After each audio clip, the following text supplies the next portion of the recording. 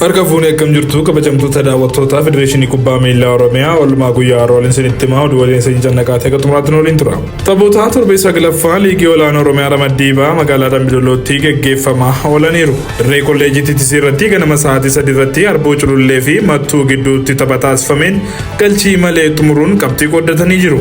Eebbisaa Taamiruu immoo Mattuu irraa taphataa urjii taphichaatoon badhaafamee jira. Ittuma fufuun sa'aatii 5 irratti Cinni Mugarii fi Jaardagaa Jaartee tapha waliin taasisaniin galchii malee bahuun qabxii qooddatanii jiru. Boonsaa Mulaatu immoo Jaardagaa Jaartee irraa taphataa urjii taphichaatoon badhaafamee jira. Isteediyeemii Dambidolloo irratti ganama sa'aatii 3tti Ammayyaa fi Mandii gidduutti tapha taasifameen galchii tokko qixa bahuun qabxii qooddatanii jiru. Kanumaanis Jamaal Muzayyin Ammayyaa irraa taphataa urjii taphichaatoon badhaafamee jira.